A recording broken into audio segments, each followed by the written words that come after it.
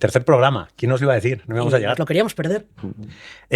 Hoy hablamos de nostalgia y hablamos con Clara Botas y Roberto Martín Maiztegui, que han escrito La Ruta. Sí, señor. Serie muy nostálgica, no tanto como yo pensaba, ya hablaremos un poco de esto, porque la visión de La Ruta tiene muchas aristas la serie, es complejita y es un retrato chulo, pero que no han ido a lo sencillo, en lo directo, me parece guay. Y hablaremos eso de nostalgia, del peso que tiene, del peso no solo nostálgico, valga la redundancia, sino del peso industrial que tiene la nostalgia ahora mismo. Las IPs, todo el mundo quiere basarse en algo que ya se haya hecho para asegurarse cierto mínimo éxito. Y no sé qué más. Yo creo que se han separado un poco de la tendencia actual al biopic, por así decir, y se han ido a un proyecto más personal. Pero esto lo creo yo, que me lo acabo de ver del tirón y lo tengo todo muy fresquito y tengo un montón de preguntas y a ver qué nos cuentan. Sí, que nos lo digan ellos. Que nos lo cuenten ellos. Hola, bienvenidos y bienvenidas a Esto ya se ha hecho, que es el podcast oficial de ALMA, el Sindicato de Guionistas de España, en colaboración con DAMA, entidad de gestión de derechos de autor de obras audiovisuales. Hoy tenemos con nosotros a Clara Botas y Roberto Martín Maiztegui, guionistas de la obra más reciente, La Ruta, pero muchas otras cosas. ¿Qué tal? ¿Qué tal? Y arrancamos con una pregunta que hacemos a los invitados que, bueno, sobre todo a los que vemos por primera vez sentados a la mesa, que es ¿por qué quisisteis ser guionistas? Pues, bueno, muchas gracias lo primero por invitarnos, estamos encantados de estar aquí. No sé, no tengo un porqué claro, pero sí que en mi caso, desde que tengo uso de razón, me he querido dedicar como al cine. O sea, tengo esta cosa así como muy... De hecho, recuerdo el primer guión que escribí en mi vida, tenía 10 o 11 años, pues lo escribí en el 97, y era un guión porque en la casa de al lado de mi casa había una peluquería ilegal, o sea, típica vecina que cortaba el pelo a las señoras y a los señores, pero eso eran como las vecinas del barrio. Entonces yo escribí un guioncito donde llegaba una señora aquí a cortarse el pelo y la ponía como un secador de casco, y en ese momento vivía como otra vida, como un sueño. Entonces era una copia total de Abre los ojos, pero total, o sea, que era como total. Y me lo encontré hace no mucho y flipé, porque dijo, fíjate, ¿no? Era muy cool, era fatal, era horrible. Pero ya desde muy niño tenía como esa cosa. Siempre como dedicarme al cine, como quien dice, ser astronauta. O sea, tampoco tenía muy claro cómo. Luego estudié comunicación audiovisual y seguía sin tener muy claro cómo. Y me pasó una cosa que sí que es como un punto de giro importante, que es que hice un curso con Pablo Remón en la ECAM, y eso fue como que me cambió la vida, porque ahí de repente sí que por primera vez en mi vida encontré algo que era no el cine como una entelequia, sino algo muy específico que era el guión, que para mí fue, yo recuerdo, como un shock verdadero, como de encontrar ahí mi sitio, y a partir de ahí pues ya no tuve ninguna duda. Y yo tampoco lo tuve, yo no lo tuve tan claro desde pequeña. Sí me gustaba escribir y tal, pero yo di como muchos tumbos hasta que encontré lo que quería hacer. Estudié Derecho y Políticas. Monté una peluquería ilegal. Exactamente. Y mientras estaba en la universidad me apuntaba a un grupo de teatro y allí pues me enganchó un montón el tema de actuar. Me metí a estudiar interpretación. Y estudiando interpretación y luego trabajando con un par de directores, pues siempre me decían, deberías escribir, porque me gustaba más improvisar y dialogar sobre la marcha que decir lo que estaba escrito. Lo cual, típico de actor, la verdad. Totalmente, sí, o sea, totalmente. Lo que odio ahora mismo, que ahora lo escribo yo, pero ahí fue un poco cuando dije, pues no estaría mal probar, y me pasó un poco lo mismo. Uno de esos directores había estudiado en la ECAB y me dijo, ¿por qué no entras y pruebas y tal? Y me pasó un poco como de enamorarme desde el primer momento en que entré ahí y volverme loca esos 3 años. O sea, solo quería pensar en escribir. Nos despertábamos a las 5 de la mañana, quedábamos en Gmail para escribir. Fueron 3 años como de locura en los cuales yo creo que nos enamoramos. Juntos en la escuela, sí. Coincidimos en primero y desde aquella escribimos juntos desde primero de la escuela. Qué guay. Muy guay, la verdad. Sí. Pues, bueno, el tema del programa de hoy es la nostalgia y lo vamos a vincular a través de La Ruta, que es lo último que habéis escrito. Y queríamos empezar, bueno, pues por el principio. ¿Cómo llegáis vosotros al proyecto? O sea, ¿es una cosa que surge de vosotros? ¿Es un encargo? ¿Cómo aterrizáis ahí? Pues mira, lo primero de todo, en mi caso me llamó Borja Soler, al que yo no conocía en ese momento, pero de esto hace años, o sea, quiero decir, no estoy seguro, pero puede que 2018, una cosa así, me parece. O sea, 4 años antes del estreno. 18, 19, Okay. una cosa así. Y recuerdo que quedé con él en la Plaza de las Comendadoras, sin conocerla de nada, pero había leído un guión que yo había hecho que luego no salió. La peluquería ilegal. No, si lees ya te digo yo que no me llama, pero leyó otro que también mola contarlo, creo, porque es típico guión de peli, como que no sabe la peli, pero que ese guión me lleva a otro proyecto, ¿no? Que también cuando damos clase lo decimos mucho, ¿no? Como que a veces es como un guión que parece que no te va a dar ningún rédito, a lo mejor no te lo da como inmediatamente, pero al final yo creo que siempre te devuelve cosas, ¿no? Y Borja era como, mira, yo quiero hacer una serie sobre la ruta del bacalao. Era lo único que había. Y a partir de ese momento, con una idea muy bonita que tenía él siempre, que siempre lo cuenta Borja, que es muy guay, que él no vivió la ruta por edad, pero era muy niño cuando los mayores del pueblo ahí de Valencia, no me acuerdo de dónde, era como que se iban en un coche el viernes y volvían el lunes. Y decía, ¿dónde va esta gente? O sea, ¿qué les como, pasa ese tiempo que están ahí? claro, O sea, como era si os adujeran. Es como, pero, entonces como que eso le fascinaba mucho, ¿no? Y luego ya él la pilló en la ruta como más mayor y así la ruta en un momento peor. Pero él me llama ya en ese momento y ahí empezamos como un primer desarrollo, que luego si queréis hablamos más detenidamente, pero que luego da muchas vueltas. El caso es que llega un momento que es en la pandemia, creo, cuando se reactiva el proyecto, que parecía que no iba a salir, finalmente sale, o por lo menos hay una posibilidad de que salga. Y ahí ya es cuando empezamos de verdad. Hablo de marzo 2020, una cosa así. Y yo entré ahí. Y entra Clara yo en entré ese cuando momento, ya se creo. dio luz verde al proyecto. O sea, yo no estuve en la primera fase de desarrollo ni en esas vueltas que dio el proyecto. Siempre estaba como al tanto de él, pero yo entré cuando ya estaba aprobado para que se escribieran los guiones. O sea, eso sí iba a decir, dio muchas vueltas la cosa hasta que se hizo. Sí, mogollón. Dio muchas vueltas. Lo primero dio muchas vueltas de escritura, o sea, quiero decir como... También, yo qué sé, o sea,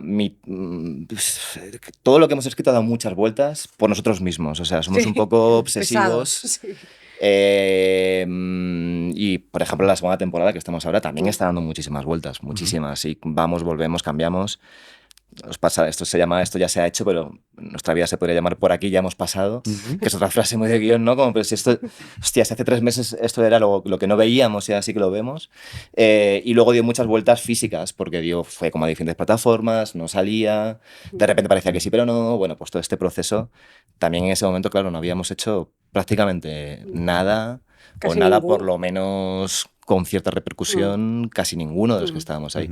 Que luego a la postre creo que eso fue una de las razones por la que la serie saliese guay, creo que es porque era la primera vez que mucha gente podía hacer algo suyo, por así decir, ¿no? Entonces creo que todo el mundo, pero En todos los equipo departamentos, o sea, de dirección de foto, de arte, yo creo que nos juntamos ahí un grupo de gente que era la primera vez que podíamos como contar algo que era nuestro o de lo que nos habíamos apropiado en el proyecto y que habíamos hecho muy nuestro. Totalmente. Y creo que se nota en todos los departamentos, porque tanto en vestuario como en arte había una voluntad de, aunque el presupuesto fuera ajustado en algunas cosas o tal, todo el mundo estaba dándolo todo para que saliera. Sí, o sea, yo creo que desde luego nosotros, pero todo el mundo, o sea, para mí es un proyecto y para Clara creo que también, hiperpersonal, o sea, jamás diría que es un encargo, o sea, es como... Bueno, es como nuestra cosa, ¿no? Y gracias también a Caballo y a Borja que nos dieron esa posibilidad de que fuera nuestra, creo que te la tienen que dar también. Sí. Claro, pero la haces, o sea, quiero decir, llega Borja y os propone hacer una serie sobre la ruta, o te propone a ti hacer una serie sobre la ruta. Lo que sabías tú de la ruta antes, nada. Porque por edad no os tocó tampoco. No, por edad, nada. Y no tenía. Bueno, o sea, la ruta. Creo que Borja, uno de sus impulsos era como desactivar un cliché que había sobre la ruta del bacalao, ¿no? Que se había quedado como una imagen como totalmente negativa y tal. Y ese cliché era el que yo tenía. O sea, quiero decir que yo fui el primero en que tuve que desactivar eso porque, de hecho, yo pensaba que esto cuando lo cuentas, lo conté una vez en una entrevista en Valencia y en el público hubo gente como sacando piedras, ¿no? Como para arrojármelas porque yo creía que que la ruta del bacalao era la movida entre Madrid y Valencia, que creo que lo pensábamos muchos de aquella. Claro. Porque yo tenía algún amigo de mi hermano mayor que también hacía esto de irse un viernes y tal, entonces yo pensaba que era, bueno, la ruta del bacalao pues de Madrid a Valencia. Y evidentemente no, claro, es bueno, pues lo que es, ¿no? Como la carta del Saler, las discotecas, tal. Y eso fue un proceso totalmente de descubrimiento, de documentación, que creo que los dos lo hicimos y casi todo el equipo tuvo que hacerlo, claro. Estamos en un momento en el que las IPs, todo lo que esté basado en un hecho real, en una obra preexistente o cualquier cosa, gana la carrera a la hora de vender porque dices, bueno, tengo un mínimo de público o de éxito medio asegurado porque esto está basado en una novela o en una cosa que pasó hace X tiempo. Tuvo mucho peso esa parte de basarse en el hecho real a la hora de venderlo, siendo además una cosa como la ruta, que en realidad la imagen tiene una imagen como muy distorsionada, ¿no? Pues, a ver, lo que yo creo, porque de hecho había varios proyectos moviéndose en ese momento sobre la ruta del bacalao, por lo que nos llevó luego. Entonces yo sí que creo que era un tema como que teníamos la sensación de que en algún momento iba a salir, ¿no? Porque evidentemente hay una corriente como de revisar, ¿no? Todo, pues eso, pues nuestra historia en todos los sentidos. Y yo creo que sí que podía como asustar, como dices, por la imagen que hay del movimiento, pero también creo que era muy goloso, porque era una cosa como muy... Luego también pasa una cosa, lo hablábamos antes de la entrevista, como sabiendo que íbamos a hablar de nostalgia y tal, y de muchísimas, no conscientemente, pero muchas de las cosas que hemos escrito nosotros pasan en los 90. Y no es una cuestión de venderlo, que seguramente es una cuestión de que éramos niños. Claro. Y hay una cosa ahí que a la hora de escribir vas un poco solo, ¿no? Como que llegas a ese momento. Entonces, por nuestra parte, no hubo nunca una sensación de vamos a hacer esto para que tenga mayor... No, en absoluto, pero digo, si se recibió así en las cadenas, como de traes algo de la ruta y como a todo el mundo le suena de algo y todo el mundo tiene seguramente una opinión o una imagen de eso, pues ya entras en... Esto lo vivió más Borja que nosotros y Caballo, pero yo creo que al principio les asustó y hubo alguna cosa como de la ruta, no queremos entrar ahí, pero a la vez creo que también es lo que llevó a hacerla. O sea, quiero decir que había como un poco de ambivalencia, pero yo creo que sí que cuando empezó a moverse el proyecto aún asustaba un poco. Creo que luego también salió el libro de Joan, salió un libro que se llama Bacalao, de Luis Costa. Sí, también fue como referencia. De repente yo creo que hubo un poco también como que el buen momento fue ese porque hubo una mirada un poco distinta hacia el movimiento. Pero bueno, yo creo que sí, que siempre ayuda a que nos hablen de algo, joder, pues nuestro y tan específico que mucha gente ha vivido, que ha oído hablar. Bueno, yo creo que claramente también muy significativo de ese momento. También para nosotros era importante como en los pocos momentos que podíamos o que nos cabía en el guión como contextualizarlo, ¿sabes? Incluso cuando ponían la radio en el coche, pues con cosas, pues lo de Martes y 13, o sea, escribiéndolo había algo también para nosotros. Yo me acuerdo cuando escribiendo esa escena de lo de Encarna, o sea, me acordaba perfectamente de cuando era niña, que yo era súper pequeña, pero de verlo en casa de mis abuelos y tal, y lo de Nino Bravo, que había una cosa como de que ahora ya no se habla, pero en ese momento se hablaba de cuando yo era pequeña, de que se había muerto Nino Bravo en un accidente, tal. Pasar por esos sitios, decía Separ, ¿no? que la nostalgia era como volver a esos lugares donde uno se reconoce a sí mismo, y creo que quizá por eso siempre nos tiran esos temas nostálgicos porque nos devuelven a lugares a los que ya no podemos volver, ¿no? Y donde nosotros hemos sido y hemos sido otras personas, y creo que por eso ahora se está escribiendo tanto, ¿no? Como de los 90, tal. También en la segunda temporada tenemos como la intención también como de contextualizarlo bien en esos momentos como muy concretos que para todos son... Sí, yo también creo que pasa mucho, o sea, como que el movimiento general ya no solo es de época, sino de hablar de lo nuestro, de lo español. Claro. Que creo que eso es un movimiento como recién, o sea... Sí. Joder, yo recuerdo, lo hemos hablado más veces, pero he dicho varias veces antes como lo de dando clase, pero es verdad que sirve mucho para ver, ¿no? Y hace años ya aún recuerdo alumnos que escribían Teddy y Maggie se encuentran en un granero. Ya, Y era como, pero Teddy, ¿pero qué decís? O sea, quiero decir, ¿te acuerdas en primero cuando era como de Houston, Texas? Y le dijo un profesor, pero si eres de Burgos, Houston, Texas. No, Juan Miguel Lamet, que nos daba clase en primero de la ECAM. Que era maravilloso, Sara y yo. Un compañero hizo un ejercicio que era encabezado, exterior, Houston, Texas. Dijo, pero si eres de Burgos, hostia, le decía. Tienes 18 y acabas de salir de Burgos. Y es verdad, porque creo, yo que sé, en el teatro también se notó mucho, de repente un montón de obras que volvían como, ¿no? como a mirarnos a nosotros mismos, y creo que... empezó, ¿no? Pero ahora se agradece mucho porque cuando me estás viendo las series es como hablan de Moratalaz o de, ¿sabes? O de Málaga, o sea, hablan de cosas como específicas, hay un lenguaje y hay una, no sé, creo que eso sí que ha cambiado bastante, y de contar cosas muy nuestras, y creo que muchas de las series que han tenido mucho éxito últimamente y que han conectado más con la gente son cosas como muy específicas que nos pertenecen, ¿no? A nosotros como... Sí, creo que a veces también tiene que ver con la edad, ¿no? Lo estaba pensando con lo de Houston, Texas. Si tienes 18 años, es fácil que tus referentes sean del cine, no de la vida. Sencillamente, porque no te ha dado tiempo todavía, ¿no? Lo que tienes por detrás todavía es muy poquito. Total. Cuando ya tienes igual 45 años, dices, vale, ahora tengo otros referentes en la cabeza, otras cosas que quiero contar que no son necesariamente las que he visto en el cine. Total. Nosotros en su momento escuchamos los dos, me acuerdo además, un podcast que se llamaba La Ruta Destroy, Sí, que fue que estaba fenomenal a la hora referente para de nosotros, Sí. total. documentación, entendemos. El de Hay Eugenio un Villa. libro bueno también, el de José Sí. María Oleaque, que está entre créditos en Sí. vuestra Joan serie. Oleaque. Joan Oleaque, Joan, no. Es perdón, que José María. él fue Joan. nuestro documentalista y Claro. él revisó los guiones, o sea, hemos trabajado con él bastante. Sí, el libro de Joan en Éxtasis Sí. es para nosotros fue como... Por tono también, o sea, porque no era un libro documental puramente informativo, había también una mirada porque él precisamente Claro. lo vivió muchísimo. Y cuando nos entrevistamos con él, cuando fuimos a Valencia a hacer la ronda de documentación en la que hablamos con todos los personajes míticos, cuando hablamos con él sí que todos estábamos de acuerdo como que era la persona idónea para que fuera como el documentalista y un poco pues al que le pasábamos los guiones para que nos dijera pues, esto puede ser, esto es imposible que pasaran estos años, tal, pero además tuvimos la suerte de que él sabía leer muy bien los guiones, porque él es escritor, aparte de periodista, entonces siempre entendió y siempre además lo defendió mucho en todas las entrevistas que le hicieron en Valencia, que era una obra de ficción, que pretendíamos hacer un documental sobre la ruta ni ser tan fieles a... De hecho, la en el realidad. libro lo que mola si lo leéis es como que aparte de tiene una visión como poética Sí. muy... O sea, que hay yo tenía como cierto mirada hacia la ruta como algo un poco feo, algo un poco... Y él, yo qué sé, de repente lo contaba como, no sé, como... Ya era una película lo que estabas leyendo. Sí. Había algo como de una belleza, como una road movie, como Sí.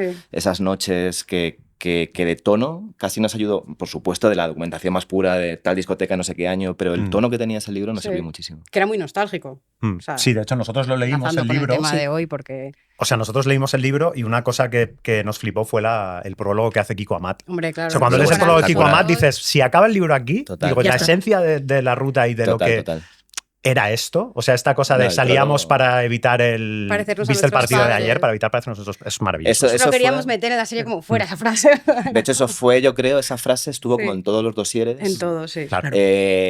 O sea, la típica frase que coges un proyecto como que la vas contando para Sí. venderla o luego en la rueda de prensa o luego no sé qué, era como, decía, salimos para apostatar de nuestras obligaciones civiles. O sea, Sí. una cosa como... ¿no? Totalmente. Como muy, Sí. muy Está muy bien increíble. además porque si no tienes ningún interés en la ruta como fenómeno musical o como Claro. fenómeno Claro, social sí, o sí. demás, incluso si no lo tienes, yo recuerdo leer el libro y decir, ahora me interesa muchísimo. Total. O sea, de repente voy a Claro. empezar a buscar canciones, voy a buscar cosas. Claro, y luego musicalmente era Claro. mucho más interesante de lo que yo Claro. creía. Claro, porque- no, para nosotros, que al principio cuando yo pensaba en la ruta del bacalao decía, madre mía, la que nos espera con esto.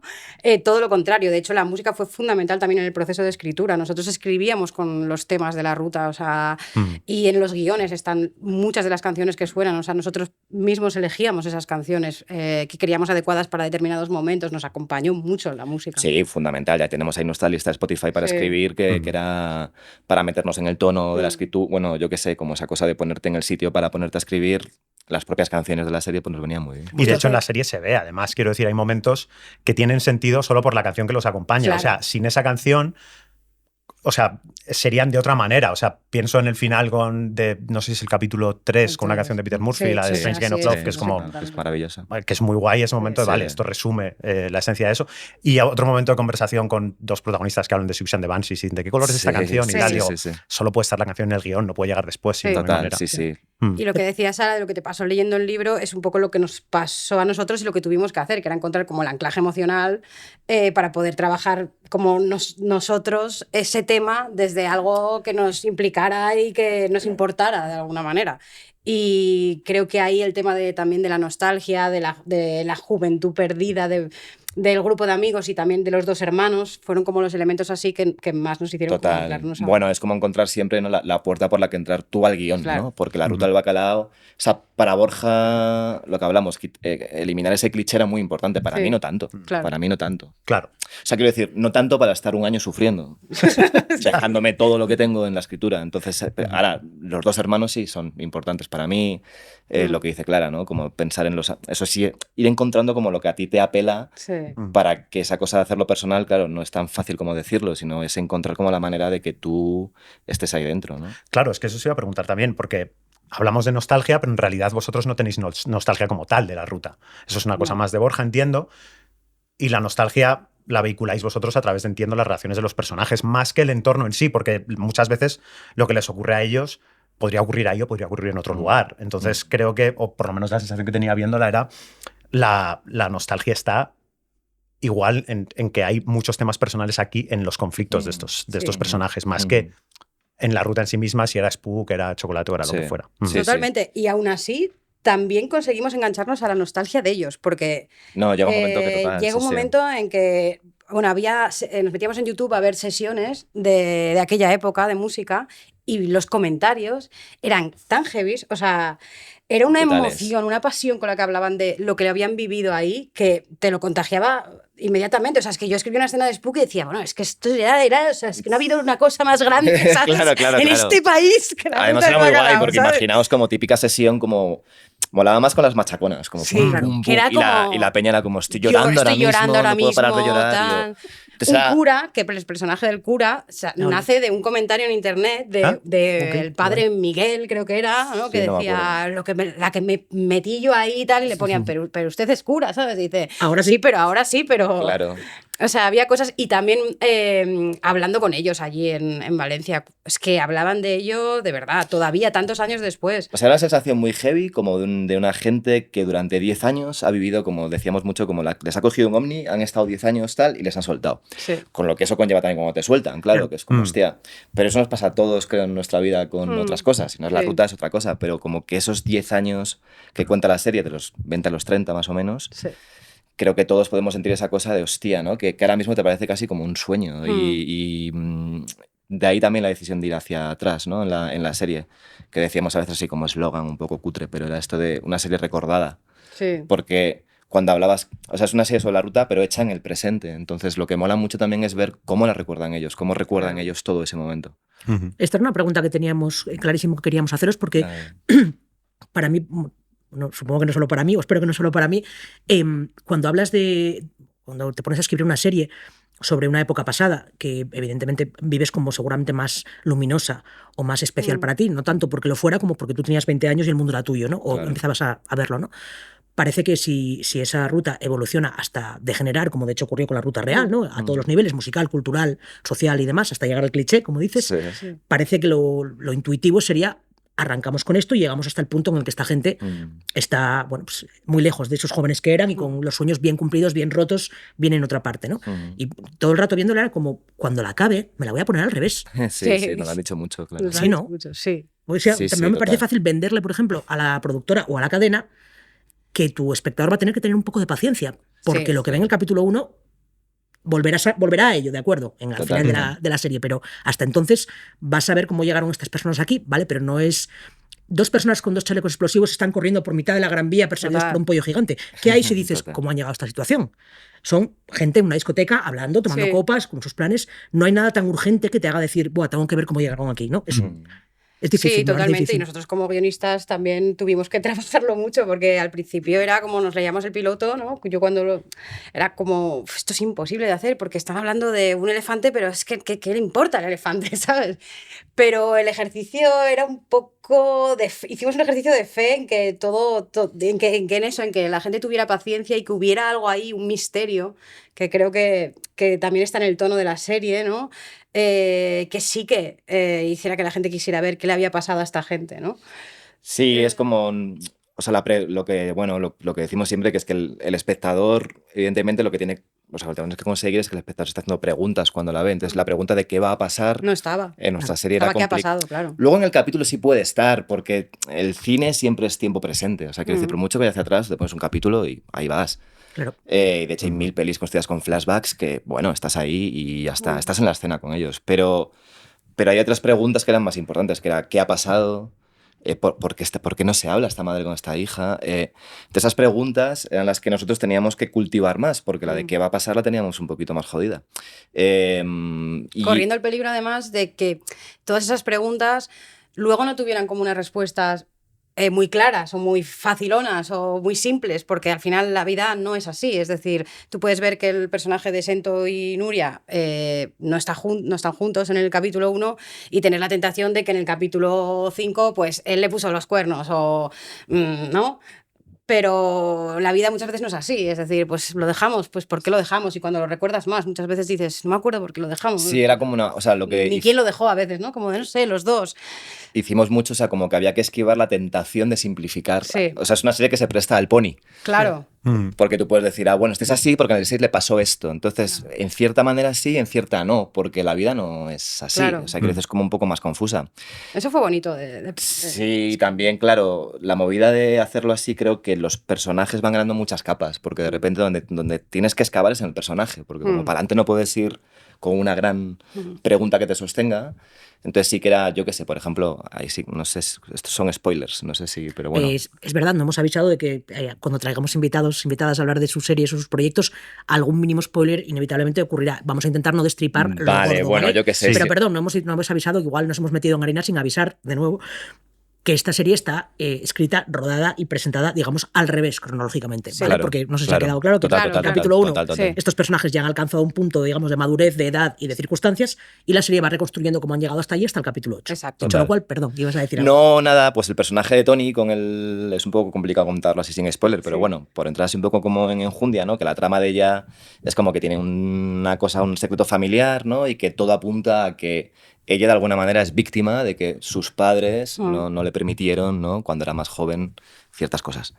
Pero cuando llegábamos al capítulo, íbamos hacia atrás, y llegábamos al momento de la verdad, era como, bueno, es mucho más interesante si ella también tiene responsabilidad en esto, si ella desechó la opción, ¿no? de estar más con su hermana. Porque ahí el personaje ya no era una víctima de sus padres, sino que de repente ya tenía un conflicto mucho mejor porque era mucho más insolucionable, porque es que no sé qué hacer con esto. Entonces, claro, esto era muy fácil que esto no fuera así, que dijéramos, no, en el capítulo 6 descubrimos que le hicieron esta putada, entonces ella... Entonces, bueno, eso por ejemplo fue muy como interesante ir como... escribir un poco contra la expectativa hacia atrás, o sea, como no simplificar tanto el personaje como para que todo obedezca a algo concreto que le pasó hace años y que a la vez también, evidentemente, eso resuene de alguna manera y se comunique. Claro. Que además es cuando estás viendo la serie, el giro no es, o el descubrimiento nunca es 100% satisfactorio en ese capítulo, porque lo que necesitas es o sea, el Claro, giro sí. completa algo que está en un capítulo que has visto antes, Total. luego que va hacia atrás, en realidad. O sea, es una cosa complicada. Habladnos un poco de la construcción de la serie, sobre todo los personajes, porque lo que decíamos antes, creo que lo que les ocurre a ellos podría ocurrir en la ruta, podría ocurrir en otro lugar. O sea, la ruta le da a todo un contexto y algo que funciona muy bien. Pero, ¿cómo trabajáis con los personajes? O sea, ¿construís primero el conflicto y después lo aplicáis a un personaje? ¿Diseñáis un personaje aparte del conflicto que os parece interesante y a partir de ahí le dais capas y conflicto? O sea, más o menos, ¿cuál es el orden? La respuesta más corta es no construimos personajes. Ok. Porque, o sea, lo que no hacemos es como biografía de personaje. A priori. O lo pensamos muy... O sea, no sé, es un proceso como mucho más sucio de lo que... O sea, y quiero es decir... igual para todos. No, total. Porque Ni, repente... ni para cada proyecto, yo que sé, en Claro, este ha sido así, no sí. sé, en otros, pero lo que, por ejemplo, en la segunda temporada, que perdonad, pero claro, te la tenemos más fresca Sí. y creo que vale igual como ejemplo, yo que sé, pero en la primera igual, por ejemplo, teníamos un mapa de tramas, pero que no hemos seguido luego muy a pies juntillas, la verdad. Entonces, en la primera temporada sabíamos como...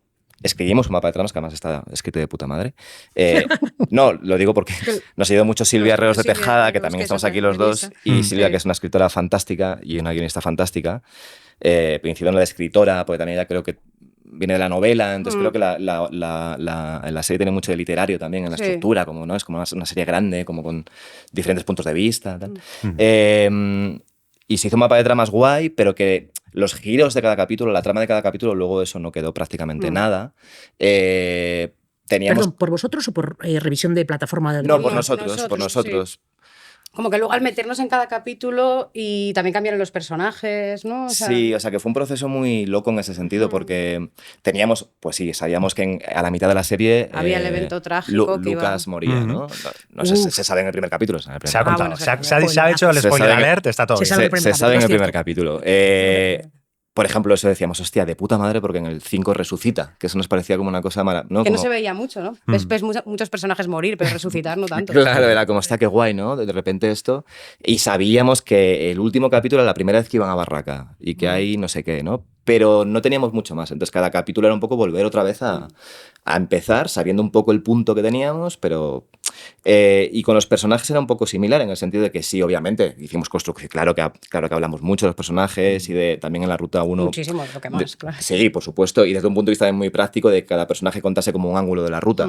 Había como un DJ de la parte más primigénita, no se ha dicho, primigenia de la ruta. Otro más de las guitarras y de todo eso. Que le tomaba el relevo en el mundo más tecno. Sí, además como estructurado con las discotecas punteras en la época, ¿no? El capítulo tal Barraca, capítulo tal Chocolate, capítulo tal Spookies. Luego estaba la fiestera profesional, que era Tony, estaba la que pues representaba un poco más el mundo más cultural, toda esa parte del diseño de Granuria y siento que era un poco el empresario. Pero luego, una vez que tenemos todos esos personajes, a la hora de escribir, pues nos pasaba mucho como que de repente llegábamos a la escena en concreto o diseñando, ¿no?, el capítulo y tal, y era como, hostia, pero es que de repente esto es como, cuando hace esto, aquí de repente el personaje es como... Se revela, ¿no? Entonces, bueno, pues íbamos como entrando y saliendo, pues bueno, imagino que como siempre, ¿no? Como...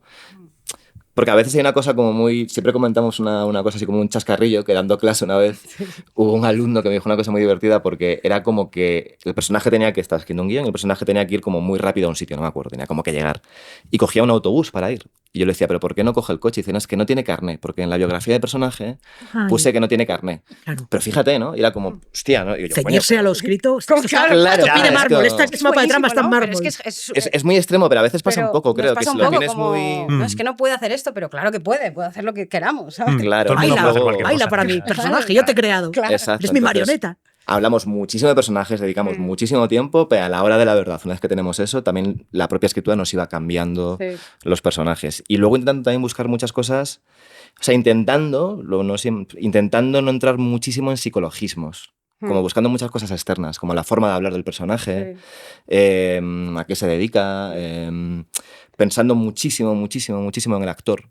Aunque no sea el actor, Aunque no sea el actor que lo va a hacer, porque en algún caso, cuando empezamos a escribir algún personaje, pues a lo mejor luego ese personaje no lo hizo el actor que nosotros teníamos en mente, pero para dialogar muchas veces nos ayuda, o sea, hasta vernos entrevistas de, ni siquiera actores haciendo personajes, sino entrevistas de ese actor y meterle incluso en el diálogo como sus muletillas, su manera de hablar.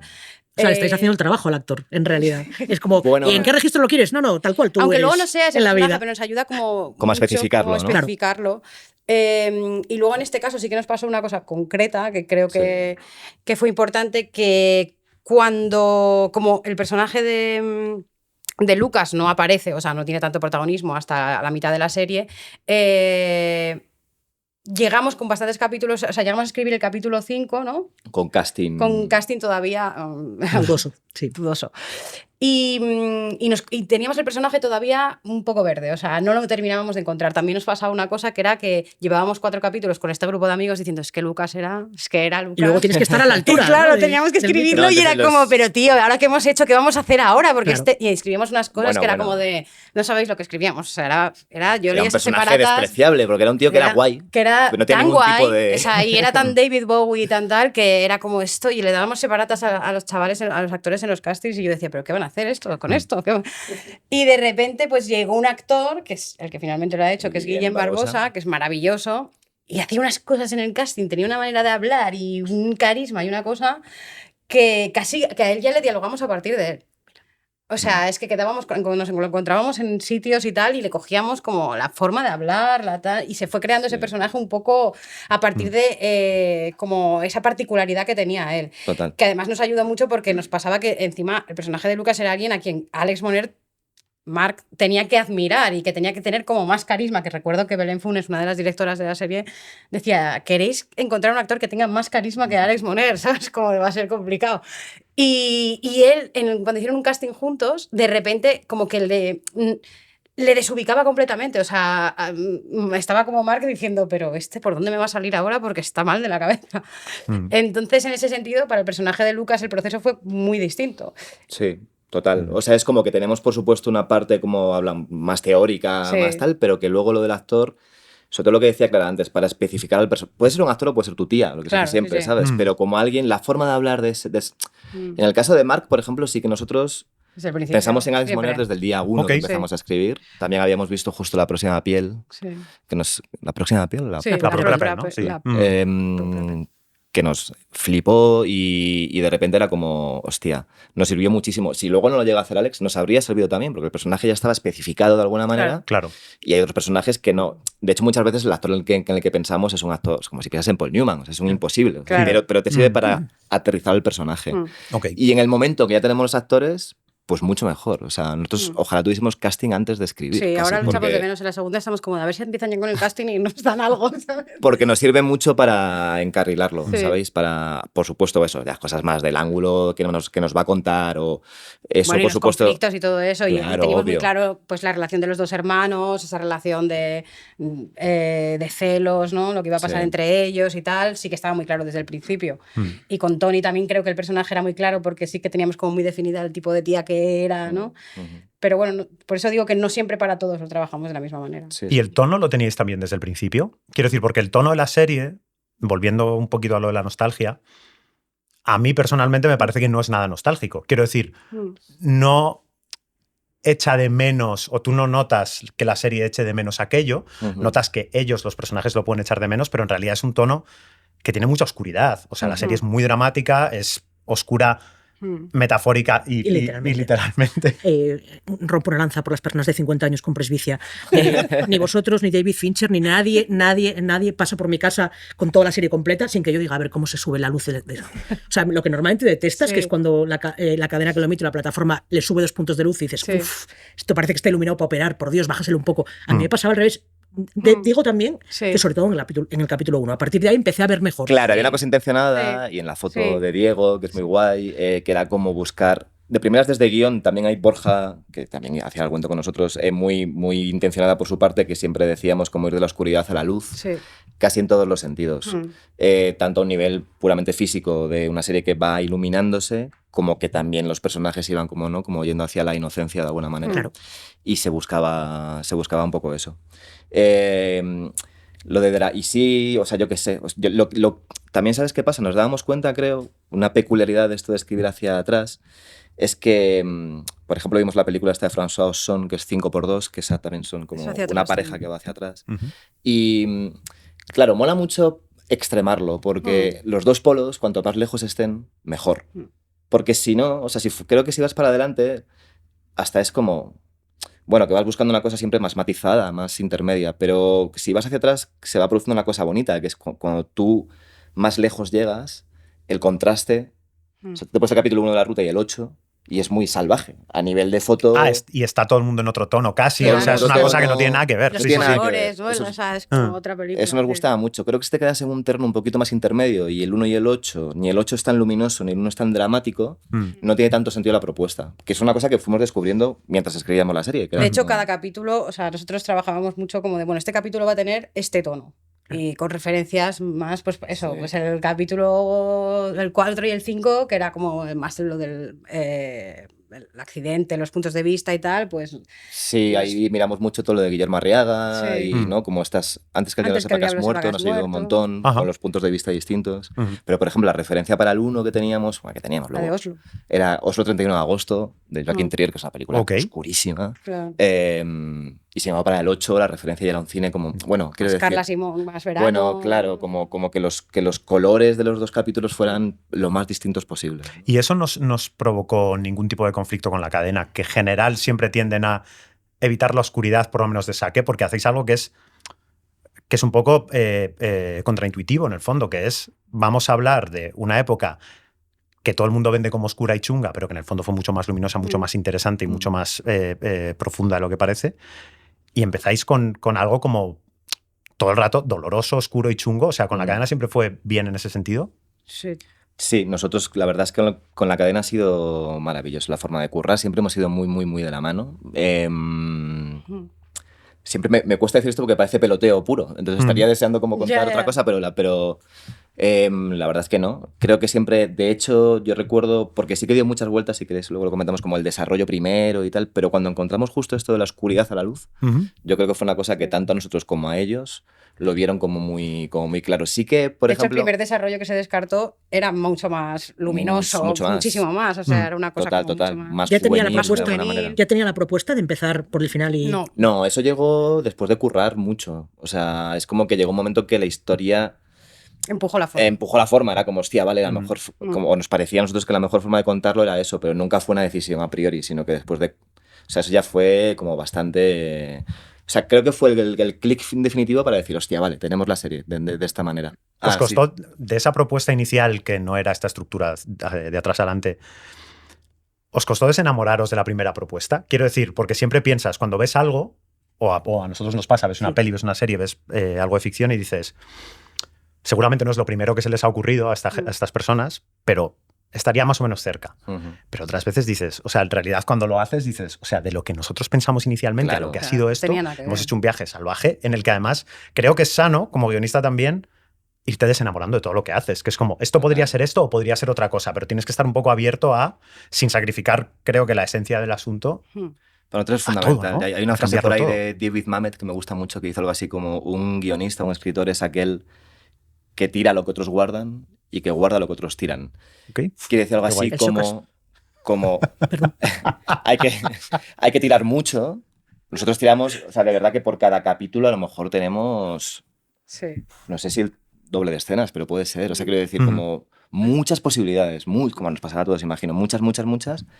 Pero también es cierto que el riesgo que corremos Clara y yo por nuestra forma de currar es no comprometernos con nada. O sea, quiero decir que llega un momento que Ok. nada te valga. Entonces, claro, lo que dice Mamet creo que está guay, que es como hay que hacer eso y luego hay que decir, vale, no, pero con esto me comprometo. Y a partir de ahí seguimos. Y, por ejemplo, ahora nos ha pasado, ¿no? Con la segunda, con el piloto de la segunda, que hemos dado 1000 vueltas. Sí. Pero ya hubo un día que dijimos, mira, esta escena de aquí y esta de aquí Se quedan por... nos flipan y van a ser y, ya sagradas. está. Sí, ¿no? Y no se mueven aunque tengamos Pase lo que que dar pase. vueltas alrededor de ellas. Hasta Total. que Y nos con vamos. esas dos luces ya construimos Sí. todo. Pero ya llegó un momento que era como, no, mira, esto tiene que Ujú. ser. Bueno, dentro de un año volveremos a llamaros y a ver si esas escenas Ya, se quedaron. total, ¿te imaginas? ¿Te Se imaginas? cayeron. Sí. Total, puede ser. Pero lo que dices tú es totalmente. Y, joder, tú notas mucho cuando lees un guión y las 40 escenas que están ahí son las primeras que se le ha ocurrido a alguien. O sea, como profe, ¿no? Por ejemplo, se ven cuando... Notas mogollón cuando lo que ha quedado en el guión ha tenido un proceso de destilación. Que no hablo de un proceso de abreviación, porque a veces parece que es cortar. No digo cortar, digo ir por caminos distintos, o sea, mantenerlo lo más abierto que puedas, el máximo de tiempo que puedas, hasta que por fin digas, vale, esto es. Pero creo que se nota mucho cuando tienes muchas cosas y por fin lo cierras, que cuando lo primero que se te ocurre lo pones ahí. Y La Ruta es un ejemplo, claro, porque de hecho ya creo que no nos costó muchísimo de desenamorarnos No de estaban eso, tan la verdad. enamorados. No era tan No era buena. tan guapa. Claro. Yo creo, o sea, sí que seguro que el primer día que dijimos puta mierda o sea, quiero decir, Sí. como no, como la Sí, te típica- resistes un poco, ¿no? Te resistes Claro, es siempre inevitable. y por supuesto, pero creo que cuando encontramos lo otro vimos tan claramente que molaba más. O sea, porque el otro desarrollo era como mucho más concreto, era solo un año. Era como en el 93. Era como así un poco más juvenil. Bueno, era distinta y claramente enseguida que encontramos lo otro nos parecía que peor. O sea, que muy contentos o sea, gracias a Dios que hicimos el cambio. ese. Ok. Y Y además ahora nunca se tira nada, ¿no? Lo que decía Mamet o el, Total. o el Socas. No, nosotros sacamos escenas como... Al Sí. final tienes eso en la cabeza o tienes una carpeta o tienes una Sí, lo que sea y sí. dices, ¡buah! Y para esto nos vendría bien el flashback de aquella serie que hicimos juntos Total, hace 7 años, Guión que de nos ropa gustaba vieja. tantísimo. Pa- Sí. Pablo Guión Remo- de ropa vieja. Totalmente. Sí. Pablo y Daniel eran guión Sí. de ropa vieja, que me encanta, que es como, venga, voy a hacer unas croquetas con los restos del cocido. Totalmente. Es mejor que la de Mamet, te digo, ¿eh? Yo empezaría a citar a los Sí, por lo Remón. menos mola más Sí. la de la ropa vieja. Y estáis con la 2 ahora, con la Sí. segunda temporada, que es Ibiza. Ujú. Sí. ¿Vais más o menos a, no digo respetar, pero mantener una continuidad en tono, en estilo y tal? ¿O estáis con cosas nuevas y... Más luz, por favor. Más luz. Esta es más dramática, creo. Joder. Eso bien. A mí el drama y la oscuridad temáticas, Esta, el drama... esta no se va a ver, bien. no se va a ver. Pero estáis Tiene, en Esta- hace tiene mucho un sol. chiste menos, o sea, 0 chistes. Y más lenta. No, o sea, hay una cosa que mola, creo, que es como que encontramos tampoco podemos contar muchísimo, pero es como la primera tiene esta cosa como de grupo de amigos que va como creciendo, ¿no? Y en la segunda temporada, que seguimos con el personaje de Mark en Ibiza, tiene algo más de la edad de Mark, Claro. que se parece más a la nuestra, y el tipo de conflicto, por lo tanto, es un poco distinto. Nos gustaba como esa cosa de, bueno, de que la propia serie con los personajes va como llegando a otro sitio, ¿no? Pero bueno, tendrá también como su... Yo creo que el tono, sí, de lo que estamos escribiendo es un tono que mantiene el tono de la primera temporada. Sí. Tenemos como 2 tiempos en la serie. No va hacia atrás esta vez. ¿No va hacia atrás esta vez? Parecía demasiado ya. Pero sí que hay una cosa como estructural que yo creo que va a ser sí, chula. que Ok. es que hemos buscado. Y también con el paso del tiempo y con Sí. todo esto, yo creo que todos esos temas siguen en la serie y la forma de escribir va a ser muy parecida. Muchos personajes también se mantienen. O sea. Sí, Qué guay. Creo que tenemos que cerrar porque Sí. qué rápido. se nos ha pasado rapidísimo pasado también, qué pena. rapidísimo, sí. Muchas ganas de hablar de más cosas. Este podcast esperamos que lo escuchen muchos guionistas y queríamos preguntaros cuál es el mejor consejo que os han dado desde el punto de vista de guión o el que daríais a la gente que es guionista. Esa mirada significa que lo diga yo. Yo luego voy a decir Podéis tener el algo. vuestro cada uno. ¿eh? Sí. No, tú, claro, que lo diga yo primero. Pues mira, no sé, uno, por ejemplo, guay, yo creo que es no buscar la verosimilitud. Porque eso es una cosa, creo, que se da el consejo contrario muchas veces, Ujú. que es hay que intentar ser verosímiles. Y esto vamos a hablar mucho con Pablo Remón, por ejemplo, que ha sido siempre nuestro profe y una persona muy importante. Creo que muchas veces con lo de la verosimilitud puedes caer en cosas como ¿cómo habla verosímilmente un cura? Bueno, pues no lo sé, porque hay muchos tipos de cura, ¿no? O sea, quiero decir que... Y por ejemplo, la serie nos pasaba mucho, era la trama de los padres de Mark, de Lucas, cuando van a ver a Mark pinchar a la TV, no sé si os acordáis, Mm, ¿no? sí, Que acaban perfectamente. bailando. Sí. Claro, eso es verosímil, no lo es, ¿no? Entonces de repente tuvimos muchas dudas, no tanto nosotros, pero fuera de Sí, típica ajá. trama como de, hostia, pero Que decían, es demasiado. tal, estos ¿sabes? padres como bailando tecno ahí, no sé qué, que acaban en Heaven. Y al poco tiempo nos enteramos como que un amigo, la madre de un amigo nuestro había hecho una cosa como súper parecida, después sufrió una pérdida brutal. Y decimos, hostia, es que la vida es increíble, ¿no? Entonces, buscar siempre... Y también una cosa que tiene que ver con esto, creo que lo más importante de escribir es la escritura. Quiero decir, que buscar que la cosa sea lo más emocionante, expresiva, que mole lo más posible, que sea... Sí, porque tú cuando vas a ver una peli, cuando sales, dices, me ha encantado, eras súper verosímil, ¿sabes? Nadie dice eso, ¿sabes? Claro. Era como de, ostras, Crítica tío, no al sabes mundo. lo Total. verosímil que eras, que me he vuelto Es el loca, ¿sabes? chico del carnet de conducir, ¿no? Es como no se puede porque no tendría que haber Exacto. hecho. Claro. Pero nos pasa a todos, ¿eh? Que creo que a veces somos como un poco Sí, timoratos. nos lo tenemos que decir a nosotros mismos. Y en guión más que en otras disciplinas, creo. Sí. Creo que en teatro, en literatura no tienes tanto este rollo, ¿no? Y aquí sin embargo es como, no sé, hostia, creo que hay que atreverse como a ir lo más lejos que puedas. Sí. Ok. ¿Tú, Clara? Y yo voy a decir un consejo que nos dio Mariano Barroso en la escuela, que nos dijo que el conflicto nunca era entre el bien y el mal, sino entre el bien y el bien. Y creo que eso siempre ayuda para que las escenas sean mejores, para que se mantenga la tensión y para que no juzguemos a los personajes. Total. Y creo que es un buen consejo. Sí, lo que dices tú, ¿no? Que todo el mundo tenga razón cuando Decías, habla, ¿no? A mí, exacto. a mí ese consejo me lo dio David Bermejo, que era que todo el que hable tenga razón. Claro. Para evitar tener malos de opereta, que es como, vamos a derruir el orfanato. ¿Por qué? Porque odio a los huérfanos. Es muy difícil justificar eso, pero si tú vas Total. con ese tipo y dices, vale, que tenga razón, ¿por qué alguien tendría que derruir un orfanato? Dices, es la única manera de que la carretera pase por aquí y esta carretera traerá prosperidad al pueblo. Sencillamente tengo que elegir entre unos niños que tampoco me gustan mucho y no tienen padres y la prosperidad del pueblo. Bueno, ahí siempre tiene... Pasa mucho cuando dicen, ojo con hacer al malo demasiado cargado de razón, como pasa pues, con Claro. Thanos, que hay mucha gente que considera que Thanos tenía razón, o yo no la he visto, pero en la película de Black Panther, en Wakanda, de repente el malo tenía toda la razón, era como, pues es que no quiero Está bien, monarquía, está bien. bueno, es republicano, es correcto Claro. ser republicano, eso no te hace malvado. Entonces, sí, del bien contra el bien, efectivamente, Sí. es un buen consejo, creo. Pues ya está, hasta aquí. Muchísimas Oye, gracias muchas por gracias. A venir. nosotros Un placer. nos encanta el podcast este, Sí. nos Qué parece bien. una idea maravillosa, así que encantadísimo. Muchas gracias. Gracias. Deseando escucharlo a los demás y A los volver demás. la semana que viene. Bla, bla, bla. Arrancamos ahora con la sección Turra Sindical, Ujú. donde vamos a hablaros un poquito de cuestiones sindicales. Concretamente, van a hablaros Pablo Bartolomé y Josep Gatell. Sí, se viene la sección favorita de los insomnes. Ujú. La única sección en un podcast en España que se habla del BOE, cuidado, que esto es importante. Y vamos a Divertísimo. hablar de derechos de autor. Sí, Eso me Ole. interesa. o sea, y en la turra de hoy es importante decir que son derechos de autor y que la palabra es derechos. O sea, que no es limosna de autor, no es caridad de autor, no es te hago un favor de autor, son derechos. Esto parece una chorrada, pero lo decíamos en el primer programa, se mencionó que son derechos que son nuestros, que son irrenunciables, que no podemos ceder, que los tienes... Mágicamente, cuando escribes una obra, te conviertes en autor y eso te caen unos derechos que son tuyos, ¿no?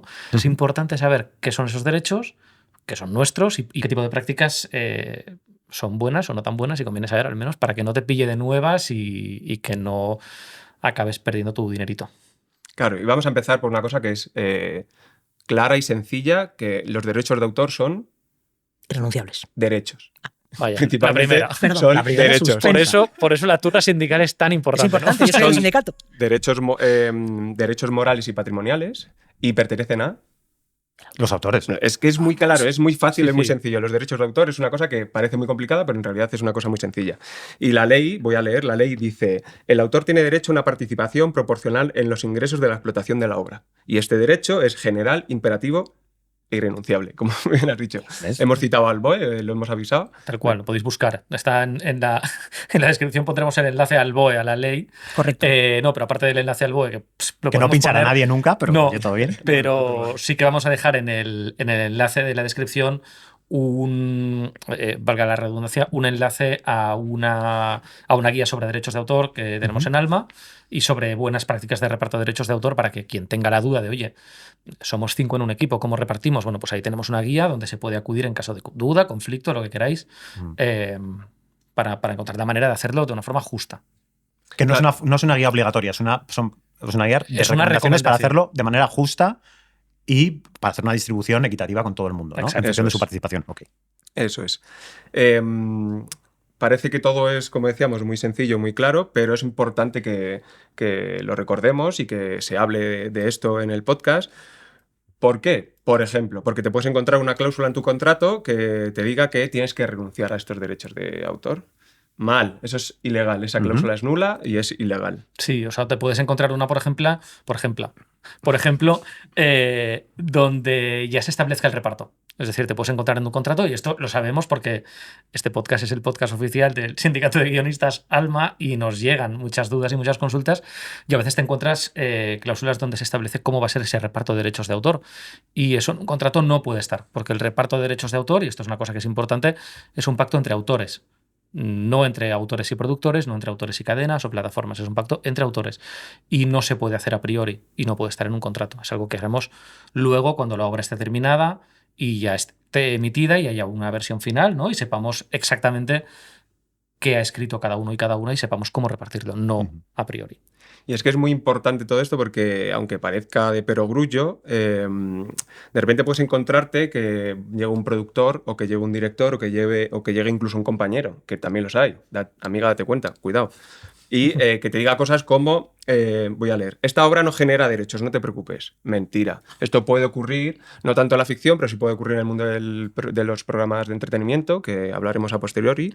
También te puede decir que como yo he reescrito el capítulo o como yo soy el coordinador, me corresponden a mí los derechos. Mal, mentira. Sí, o sea, y a veces no es lo que digan o no digan, a veces también hay alguien que está en una posición de poder y que te dice, no te lo va a decir, pero como yo decido si renuevas o no en la siguiente temporada, pues hombre, del porcentaje de argumento me voy a llevar un mordisquito. Y no puedes Claro, enfrentarte a eso. No puedes enfrentarte a esto. No Claro. te lo van a decir así, pero hay que estar un poco alerta. Y es que todo esto son ejemplos reales y concretos que nos han llegado al sindicato. No son cosas que estemos aquí ilustrando nuestra argumentación. Son ejemplos concretos que han ocurrido a compañeros y compañeras. A nosotros nos dijeron una vez, esta cadena es que no paga derechos de autor. ¿Te acuerdas? Sí. Claro, es que no puede no No pagar. puede no pagar. Es como Claro. decir, no, yo voy a una panadería y no pago el pan. Ojo, yo me No, lo no. creí. Era como, bueno, claro, acaban de empezar, igual todavía no. Claro, igual cuando no lo entró saben. 4, cuando entraron las nuevas, ¿no? Era como, estos no pagan, vale. Claro, Ya. 6 meses después alguien me dijo, ¿qué? Perdón.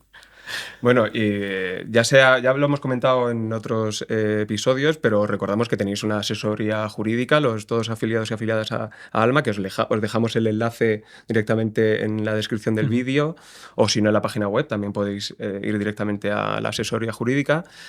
Pero mientras, si estáis pensando si ir o no, o vamos a dar unas claves por las que podéis empezar a estudiar la situación. Empiezo yo, empiezas tú. El sistema de derechos no puede formar parte del contrato, como ya hemos dicho. O sea, esto es cualquier cláusula que venga en el contrato que haga alusión a ello es nula y es irrenunciable, y como ha dicho, es nula e ilegal. Y como ha dicho Josep, los derechos se reparten entre los autores. La segunda también, esto ya lo comentamos también en el primero, que es que las ideas no son objeto de la propiedad intelectual. Es decir, tener una idea no te convierte en guionista, ni si no eres guionista no eres autor, porque los autores de una obra audiovisual, en este caso, son guionista, director y músico, ¿no? Tener una idea está muy bien, pero lo que te convierte en autor es convertir esa idea en una obra, en nuestro caso en un guión. Aportar ideas en una sala de guión, igual que aportar ideas en montaje o en el set moviendo un foco, no te convierte en autor, ¿vale? Entonces, si alguien viene con el argumento de, como yo estuve en la sala, aporté ideas, quiero un porcentaje de derechos de autor, bueno, pues cuidado, ¿no? Sí que es verdad que hay matices y que hay casos donde se puede ir al detalle y para eso tenemos la guía, pues qué pasa, por ejemplo, en un equipo de guión donde alguien ha estado durante el desarrollo del mapa de tramas aportando ideas importantes que tengan impacto en la serie, pero que luego por alguna razón no ha escrito, entre autores se puede pactar, porque son un pacto entre autores, a lo mejor se puede acordarle darle un porcentaje de argumento. Sea lo que sea, esto es algo que tienen que pactar los autores. Lo que no vale es, como yo soy productor o productora y te dije, hazme una serie de... Voy a decir el ejemplo que se dice siempre, un perro que habla, soy autor de esta serie. Bueno, pues no eres productor, que es muy loable, que está muy bien y que es estupendo, pero eso no te convierte en guionista y por tanto no puedes o no deberías coger un porcentaje de los derechos de guión. Y como decíamos, bueno, ¿qué pasa con los programas de entretenimiento? ¿No? La realidad es que con esto tenemos un problema porque los programas de entretenimiento en sí mismos no son una obra audiovisual. Las obras audiovisuales son las que producen derechos, pero sí que puede ocurrir que haya partes de esos programas en los que sí que hay obras audiovisuales, que monólogo, un sketch, bueno, cosas así.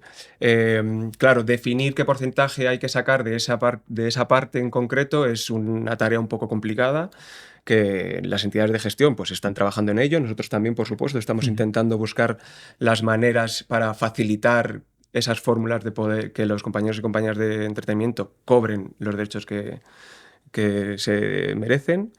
Y bueno, no vamos a parar, vamos a seguir luchando y vamos a seguir luchando para que los compañeros cobren los derechos de autor. Sí, o sea, la turra sindical, la idea de esta sección es que sea corta. Yo creo que ya estamos como empezando a ahondar, pero es que es importante, cuando se habla de derechos, sobre todo, pues recordar que son eso. O sea, que insistimos mucho, pero es que son derechos de autor y si somos autores tenemos que tener claro que esto es algo que nos corresponde y que está bien y que es justo pelear por ello. Así que os animamos desde Alma, desde el Sindicato de Guionistas y también con el apoyo que tenemos de Dama a pelear por esos derechos. Maravilla, perfecto. Y a contactar con el sindicato, en este caso, si tienes dudas, como estoy trabajando en un videojuego, no sé si genero derechos de autor. Exactamente. Exacto. Cosas por el estilo, ¿no? Perfecto. Muy guay, pues y bueno, y la turra sindical por hoy yo creo que ya está, suficiente. A las barricadas. A las barricadas. Y vamos con la sección Alma Responde, que son las preguntas que nos mandan los oyentes del podcast. Y hay una que se repite bastante, que es: la gente tiene miedo a que le roben su idea y nos preguntan si puedes ir con un proyecto a un concurso de pitches o a llevarlo a una productora o una plataforma y que se queden con él y te roben la idea, básicamente. ¿Esto ocurre? ¿Es posible? Yo ahí contestaría que relax, ante todo mucha calma, porque hay mecanismos para evitar eso, para empezar, como registrar tu obra en el registro de la propiedad intelectual, ¿vale? Pero para seguir, aunque no digo que esto no pueda ocurrir, ni siquiera digo que no haya ocurrido nunca, es muy raro que ocurra. En nuestra experiencia, tanto como guionistas que han ido a presentar proyectos como personas que han estado en el departamento de desarrollo de contenidos de una productora y han recibido proyectos, lo normal es que si te llega una buena idea, quieres que la gente que la lleve a cabo sea la misma gente que la ha escrito. ¿Que tienen poca experiencia? Ok, no es un problema, les pones una guionista con mayor experiencia a coordinar el proyecto o a llevarlo a buen puerto. Hay incluso otras opciones en las que, de hecho han ocurrido y hay series que se han hecho así, en las que esa persona vende su idea, firma como creador de la idea original, pero luego no la escribe por lo que sea. A veces porque no quiere realmente, no porque no sepa ni no pueda. A la hora de llevar cosas, por supuesto, a ferias de contenido, de mercados y demás, se hace en el bien entendido de que es una plataforma para poner en contacto a creadores y productoras o creadores y plataformas. En ningún caso habrá que vayan productores y plataformas a decir una serie sobre un perro que habla, da igual quién la haya escrito, la voy a escribir yo. No suele ocurrir. No, y aparte, una cosa que decía también Molinero en el primer programa, que es ante este miedo, también un consejo es procura enviar proyectos a buenos productores, que los hay y afortunadamente cada vez más, ¿no? Entonces, si existe ese miedo de, es que si presento este proyecto a un productor o a un concurso, igual me lo roban, como dices, es verdad que es muy raro que ocurra, pero es aún más raro que ocurra si se lo llevas a un buen productor o te presentas a un buen concurso, porque eso es gente de fiar que hace las cosas bien. Entonces, también es importante saber con quién relacionarse. Entonces, para evitar ese miedo, pues búscate buenos compañeros de trabajo. Sí, y aprovecho para decir que eso es una tendencia que suele darse cuando estás empezando. No se envían guiones si no te los han pedido. Aprovechad la oportunidad si conseguís un contacto y preguntar si podéis enviar un guión. Ahí ya se genera una comunicación que está establecida en el mail que también puede servir como prueba de que esa idea ha sido tuya y tú se la has enviado a alguien. Pero no se envían guiones si no se han pedido. Y una cosa que también ocurre, por cierto, es la fatal coincidencia. La fatal coincidencia ha pasado con prácticamente todas las series que se han estrenado, con muy pocas excepciones. Es decir, se estrenó Toledo, que era una serie sobre la conjunción de las 3 culturas, cristiana, judía y musulmana, en una ciudad. Es un hecho histórico. Cuando se estrenó Toledo había 2 proyectos más que iban en la misma dirección. La Ruta, mismamente, lo que acabamos de hablar con Clara y Roberto. Y esto ocurrió también, había más de un proyecto, ellos mismos lo han contado, sobre La Ruta. Nosotros concretamente leímos uno que nos llegó y pensábamos en hacer uno. Quiero decir que si tu serie es sobre la pasionaria, a lo mejor alguien más ha pensado en hacer una serie sobre la pasionaria. Otra cosa es que tú puedas demostrar, y es fácil que puedas, si de verdad ha habido un plagio, un robo, que tuviste una comunicación con la productora, que enviaste cierto material y que posteriormente, a rechazar tu material, desarrollaron uno muy parecido o con estos miembros. En cualquier caso, hay canales de denuncia, os animamos a que consultéis la asesoría legal de Alma y también os animamos a no ser demasiado paranoicos y paranoicas al respecto, porque a veces sencillamente las coincidencias ocurren. Y también a que nos mandéis vuestras preguntas a podcastalma@sindicatoalma.es. Exacto. Alma responde. Pasamos a la agenda. Tenemos que hablar del encuentro de guionistas, que quedan 15 días, y eso nos lo cuenta Pablo Bartolomé, que está ahí metido. Sí, que nos vamos a Sevilla. Pues sí, el encuentro de guionistas que ocurrirá el 11, 12 y 13 de abril en Sevilla. Bueno, es el 8º que se hace. Yo creo que más o menos todo el mundo sabe lo que es, pero es un encuentro de varios profesionales del sector. Y básicamente es un espacio en el que vamos a contarnos nuestras cosas, nuestras miserias y también nuestras alegrías y sobre todo a hacer camaradería. Y lo que queremos decir es que vamos a estar allí, el podcast va a estar allí, vais a estar vosotros hablando con gente de mesas de series diarias y vamos a hacer un poco bueno, vamos a poner una pica en Flandes, ¿no? Vamos a estar ahí en Sevilla contando... Abril en Sevilla, primera vez en mi vida. Sí. Tal cual llegue, rebujito y a dormir. Claro. Y a desvirtualizar a toda esa gente que conoce solamente por redes, ¿no? Es como, fulanita de tal, va a Sevilla, ahí es donde le voy a poner cara. Sí, además este año somos mucha gente, o sea que va a estar muy bien. Bueno, pues hasta aquí el programa 3. Esto ya se ha hecho. Este programa ya se ha hecho. Nos vemos y nos escuchamos el miércoles que viene. YouTube, Spotify... iVoox, todos los agregadores. Gracias. Esto ya está. Nos vamos. Venga, vamos. Chao. Vámonos. Esto ya se ha hecho es el podcast oficial de Alma, el Sindicato de Guionistas de España, con la colaboración de Dama, la entidad de gestión de derechos de autor de obras audiovisuales, y grabado en su sede de Madrid. Presentado por Sara Antuña y Carlos de Pablo. Dirección, Alba Lucío y Josep Catel. Guión, documentación y producción, Pablo Bartolomé, Diana Rojo, Borja González Santaolalla y Cristóbal Garrido. Producción y prensa Alma, Julia Ayago, Ana Pineda y Laura Escobar. Diseño gráfico, Borja González Santaolalla. Realización y edición de Lemon Juice. Música, Music Library.